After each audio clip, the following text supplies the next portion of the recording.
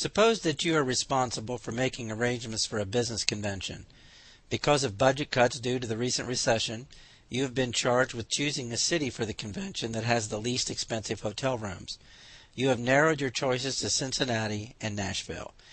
Because considerable historical data on the prices of rooms in both cities are available, the population standard deviation for the cities can be assumed to be $20 in Cincinnati and $25 in Nashville. Based on a sample of 35 prices from rooms in Cincinnati, the average was $91.71 per room. A sample of 40 prices from rooms in Nashville gave an average of $103.02 per room. Find a 95% confidence interval estimate for the difference between the population mean room prices for the two cities, Cincinnati and Nashville.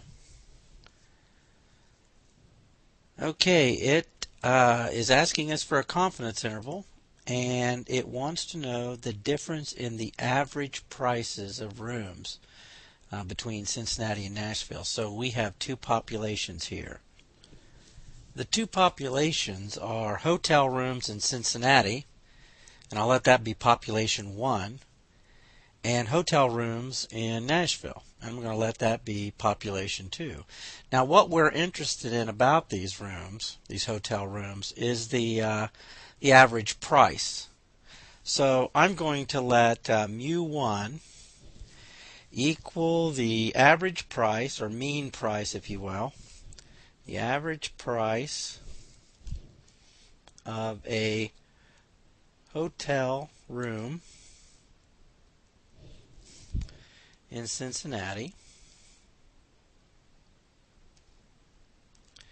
and I'm going to let mu2 equal the average or mean price of a hotel room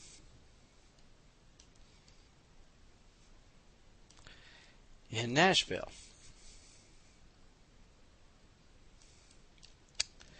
And I want to estimate the difference in these average prices, or I want to find an estimate for mu1 minus mu2.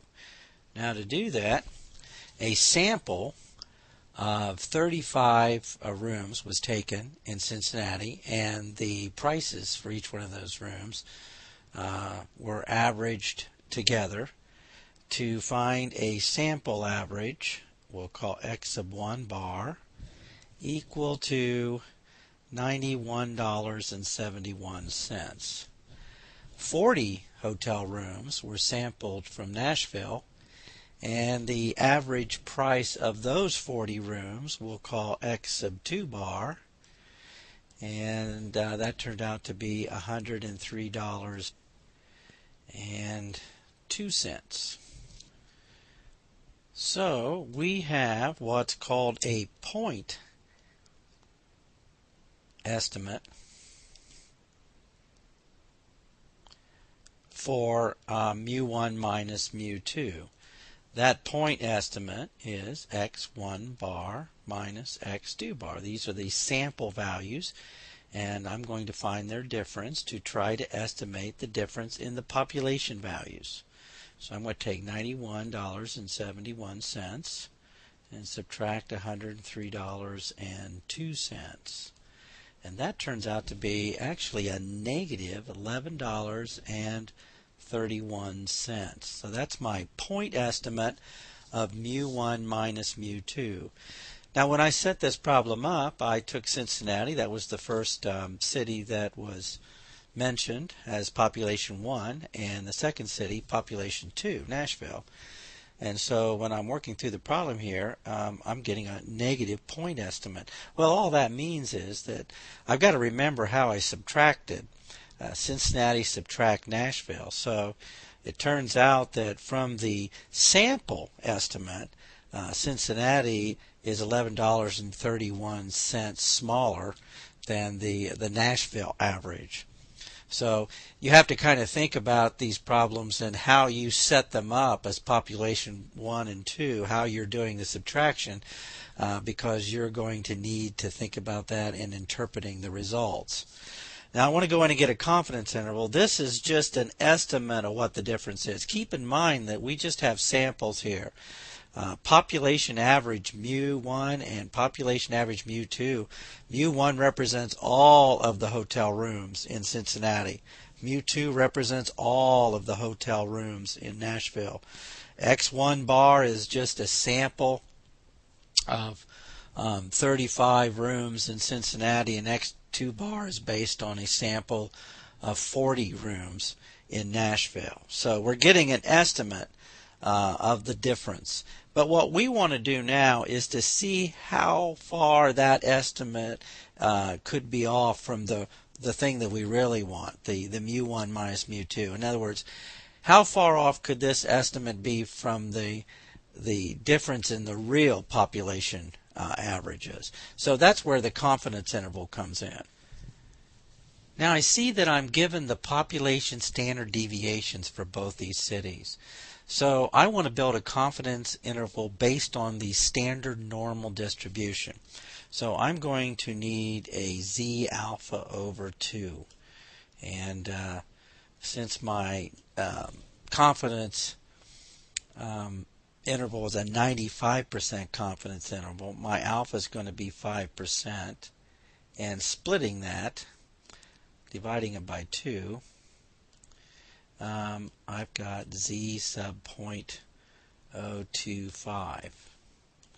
And for confidence intervals, standard normal, you may remember this, or you could look it up in the table, but it's 1.96.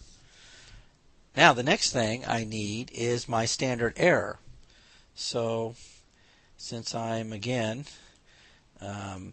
working with the population standard deviations, I will use this formula for standard error. Sigma 1 squared over n1 plus sigma 2 squared over n2. And just substituting the values in here, I will have 20 for Cincinnati, standard deviation, so I'll square that. The sample size was 35. And standard deviation for Nashville was 25. So I'll plug that in for sigma sub 2, squaring that and divided by the sample size of 40. Now in my calculator, I get 5.2 is my standard error. Now plugging everything into my confidence interval formula, I'll have the difference in the sample averages, negative 11.31, plus or minus my z sub 0.025, which is 1.96, and then times my standard error at 5.2. So doing a little calculation here, I have minus 11.31 plus or minus 10.192. And that 10.192 is my margin of error. My confidence interval then, adding and subtracting the 10.192 to the negative 11.31, I get a negative 21.50 to a negative 1.12. Now, the interpretation, what does this tell us? We have to be careful with that negative. We know that in the way we subtracted population 1 subtract population 2, that a negative in the confidence interval indicates that the population 1 average was smaller than the population 2 average. To interpret my confidence interval, I could say something like, I am 95% confident that the average, that's population average, price for a hotel room in Cincinnati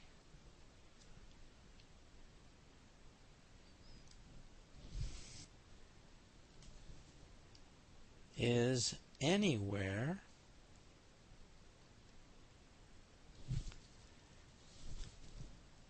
from $1.12 to $21.50 cheaper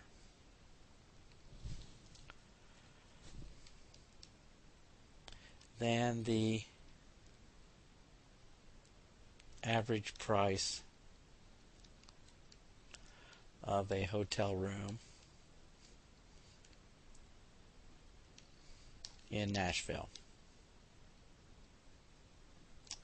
So the conclusion, how to interpret that confidence interval, it's a 95% confidence interval. We're 95% confident, you could say, that the average price for a hotel room in Cincinnati is anywhere from $1.12 to $21.50 cheaper than the average price of a hotel room in Nashville.